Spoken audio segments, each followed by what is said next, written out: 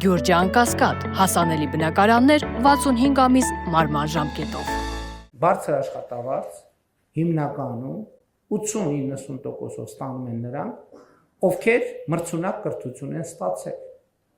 Ցածր աշխատավարձ մոտավորապես 80-90% ստանում են նրանք,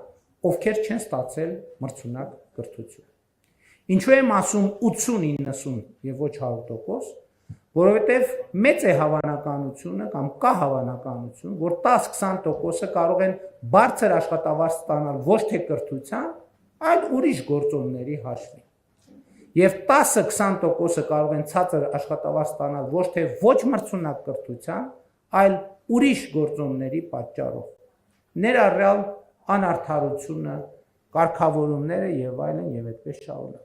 Բայց ես որևէ կերպ հնարավոր չեմ համարում, որ այդ շեղումը ավելին լինի 10, մաքսիմում 20%-ից։ Եվ հետևաբար ուզում եմ ընդգծել 80-90%-ով բարձր աշխատավարձ ստանում են նրանք, ովքեր ստացել են մրցունակ կրթություն, եւ 80-90%-ով ցածր աշխատավարձ ստանում են նրանք, ովքեր չեն ստացել մրցունակ կրթություն։ Իհարկե, այս ընկալումը չի կարող վերաբերվել սոցիալական հատուկ խմբերին, որոնք բոլորովին ուրիշ պայմաններ ունեն։ Ահա վերնշված գործոնն է պատճառը, որ այդ 80-90%-ի մասին հիշատակումը, որ կրթության ոլորտի բարեփոխումները այնքան կարևոր են մեզ համար։ Կառավարությունում տեղի ունեցած քննարկումների արդյունքում մենք որոշել ենք, որ հանրակրթական մեր դպրոցներում մեր աշակերտներին հենց այս ուղերձը պետք է տանք։ Պետք է նրանց ուղիղ եւ աներկբա ասենք. Սիրելի երեխաներ, լավ սովորեք, որ լավ ապրեք։ Այս համատեքստում սակայն մենք պետք է ընդլայնենք լավ ապրելու մասին մեր պատկերացումների շրջանակը եւ ճշգրտենք այդ շրջանակը։ Ինչ է նշանակում լավ ապրել։ Իհարկե անհատական մակարդակով յուրաքանչյուր քաղաքացի, յուրաքանչյուր անհատ ինքն է որոշում, թե ինչ է նշանակում լավ ապրել։ Դիոգենես օրինակ ապրում էր տակառի մեջ, որովհետև համարում էր, որ դա է կյանքի կատարյալ ձևը, բայց սա էլ առանձնահատուկ դեպքերն են, եւ կարծում եմ, որ մենք պետք է ձևակերպենք լավ ապրել, ինչ է նշանակում, եւ քանի որ մեր կառավարության խոսույթում մարդու երջանկությունը առանձնահատուկ տեղ է զբաղեցնում, կարծում եմ պետք է նաեւ ձևակերպել ինչ է նշանակում լավ ապրել լինում է նշանակում եմ կարծիքով լինել երջանիկ, իսկ երբ է անհատը երջանիկ։ Իմ կարծիքով անհատը երջանիկ է, երբ ազատ է, պաշտպանված է, առողջ է, ստեղծագործ է, ունի սոցիալական միջավայր, սիրված աշխատանք, որի վաստակով հասանելիություն առողջ ծննդին, առողջ ապրելակերպին, անհրաժեշտ կենցաղային պայմանների, պարբերաբար ճամփորդում է, սիրված է, հարգված է, հաղորդակից է հոգևոր կյանքին եւ կամ մշակույթին։ Հետևաբար, բայց ինչի համար եմ այս ամեն ինչը ասում պետական բյուջեի կատարման հաշվետվության քննարկումների ժամանակ։ Ուզում եմ ասել, հարգելի գործընկերներ, եւ ասում եմ ի պատասխան նաեւ այն հարցի, թե որը շատ երկար ժամանակ, այսինքն առնվազն 2018 թվականից հնչում է, թե ինչ է երջանկությունը, կառավարությունը ո՞նց է ապահովելու երջանկությունը եւ այլն եւ այդպես շարունակ։ Այս ձևակերպումները տվեցի հետեւյալ հետևությունը անելու համար։ Երջանկությունը, հարգելի գործընկերներ, պետական բյուջեի ծախսային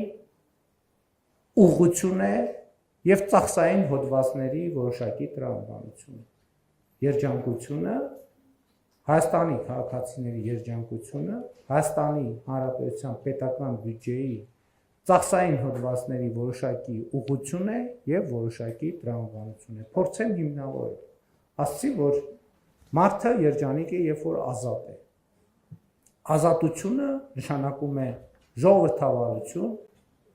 ազատությունը նշանակում է օրենքի գերակայություն, ազատությունը նշանակում է իրավունքի պաշտպանություն եւ դրանք բոլորը արտահայտված են այս կամ այն չափով Հայաստանի Հանրապետության պետական բյուջեում։ Ժողովրդավարական ինստիտուտների կայացումը եւ զարգացումը, մենք ռազմավարություններ ունենք դրանց վերաբերյալ, այդ ռազմավարությունները ունեն միջոցառումների ծրագիր եւ միջոցառումները ենթադրում են ծախսեր։ Ընդհանրապես մենք պետք է հասկանանք, որ պետական բյուջեն ամենուր է։ Ցանկացած քաղաքացի, երբ որ վարակույրը այսպես հետ քաշի եւ պատուհանից նայի, ինքը տեսնում է պատուհանից պետական բյուջեի ծախսային հոդված, պետական բյուջեի ծախս կամ պետական բյուջեի ծախսի բացակայություն։ Չկա ուրիշ, պարզապես ուրիշ որևէ տարբերակ։ Ցանկացած քաղաքացի, երբ որ իր տան պատուհան, երբ որ փողոցում քայլում է, ուղիղ է նայում, աչա նայում, ձախ է նայում, հետ է նայում, ինքը տեսնում է Հայաստանի Հանրապետության պետական բյուջեի ծախսային հոդված կամ ծախսային հոդվածի բացակայություն կամ ծախսային հոդվածի անբավարարություն կամ ծախսային արդյունավետ ծախս կամ անարդյունավետ ծախս,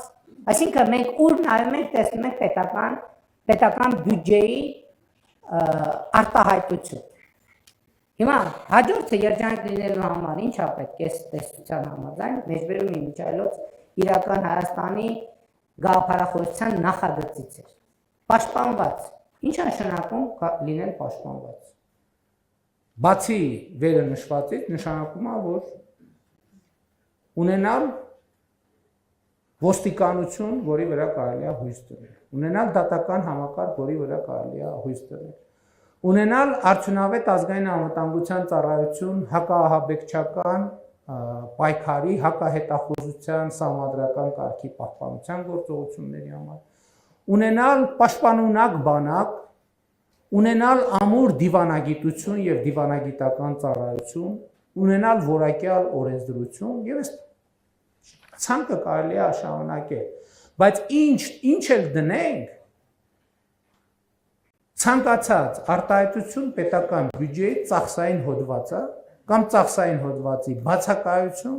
կամ ծախսային հոդվածի բավարար չափ կամ ծախսային հոդվածի անբավարար չափ կամ որակյալ բյուջետային ծախս կամ անորակ բյուջետային ծախս։